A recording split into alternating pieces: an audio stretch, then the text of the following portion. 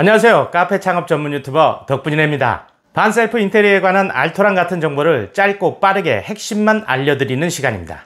오늘은 전기에 이어 그 5번째 시간 목공입니다. 시작하기 전에 구독과 좋아요 꾹 눌러주세요. 저에겐 큰 도움이 됩니다. 목공은 카페 구조를 짜고 모양을 결정짓기 때문에 가장 중요한 공정이라고 할 수 있겠습니다. 다들 아시다시피 목공은 목수가 합니다. 하지만 불행히도 목수라고 다 같은 목수가 아닙니다. 목수마다 그 실력이 천차만별입니다. 목수의 실력에 따라 카페의 퀄리티가 달라진다는 얘기입니다. 그래서 우리는 목공 작업에서 실력 있는 목수를 찾는 것을 최우선으로 해야 합니다. 결론부터 말씀드리자면 목수를 찾는 방법은 여러 가지가 있겠지만 중요한 것은 반드시 목수가 작업한 다른 카페를 꼭 가서 확인해 봐야 한다는 겁니다. 그곳 카페 주인에게 목수에 관해 물어볼 수 있다면 더 좋을 것입니다.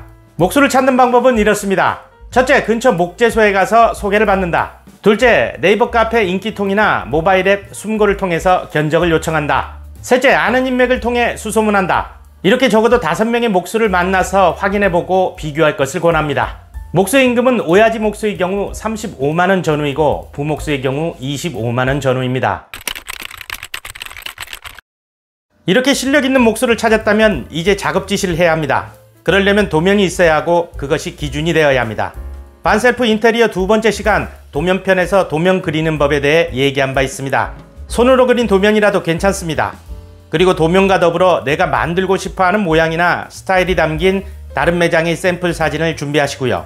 이 샘플 사진은 내가 원하는 것과 똑같으면 똑같을수록 좋습니다. 이렇게 도면과 샘플 사진을 보여주면서 작업 지시를 하면 됩니다. 경험 많고 실력 있는 목수를 만나면 일일이 작업 지시를 하지 않아도 내가 생각한 것보다 훨씬 더 멋지게 완성시켜줍니다. 이 경우 가장 쉬운 게 목공 작업이 됩니다. 하지만 실력 없는 목수를 만나면 최악의 경우 다 뜯어야 될 수도 있습니다. 그래서 실력 있는 목수를 찾는 게 가장 중요하다고 한 겁니다. 공정 중에서 가장 비싸게 보이는 공정이 목공입니다. 인건비가 제일 비쌀 뿐더러 자재값도 적지 않게 듭니다. 그래서 목공 작업은 작업 일수를 줄이는 것이 비용을 아끼는 법입니다. 작업 일수를 줄이는 팁을 드리자면 목공을 할 곳과 목공을 하지 않을 곳을 명확히 정하라는 겁니다. 예전엔 천장과 벽면 모두에 목공사를 하는 경우가 대부분이었습니다. 하지만 요즘은 노출 천장은 물론 일부 벽면이나 심지어 바까지도 목공을 하지 않고 빈티지스럽게 놔두는 경우도 많습니다. 이렇게 목공을 할 곳과 목공을 하지 않을 곳을 미리 정하고 목공을 하지 않을 곳을 늘리면 늘릴수록 비용은 줄게 됩니다. 물론 빈티지로 스타일이 살아야지 그렇지 않고 빈티가 나서는 안 됩니다. 카페 목공에서 목수의 실력이 가장 돋보이는 부분이 바로 바입니다. 앤틱, 모던, 곡선, 시스템 수납 등등 모든 스타일을 자유자재로 표현해낼 줄 아는 목수가 실력 있는 목수입니다. 바를 짤 때 보여지는 바깥면도 중요하지만 작업의 편의성을 위한 안쪽 수납도 중요한 부분입니다.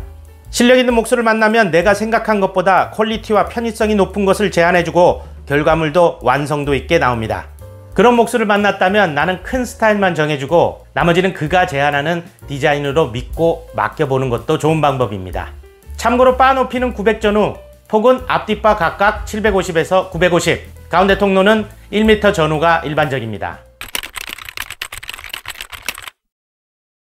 목공을 하면서 자주 생기는 문제가 전기와의 협업입니다.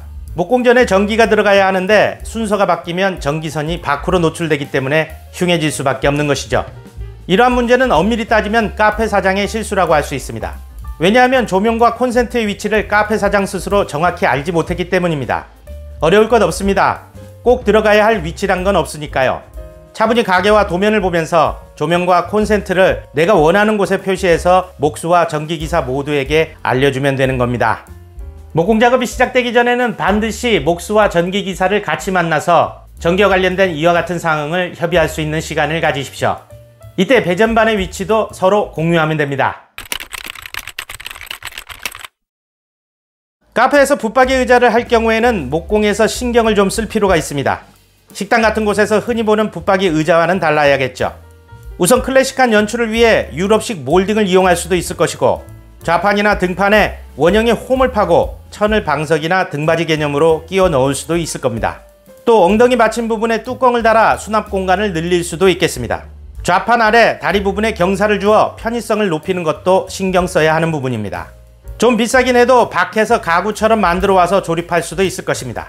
위치도 벽에 붙일 수도 있고 홀 중앙에 설치할 수도 있고 곡선의 형태로 만들어 디자인을 줄 수도 있겠죠. 이왕에 붙박이 의자를 설치하기로 결정하셨다면 이렇듯 목수와 상의해서 특별한 붙박이 의자를 만들어 보시길 권합니다.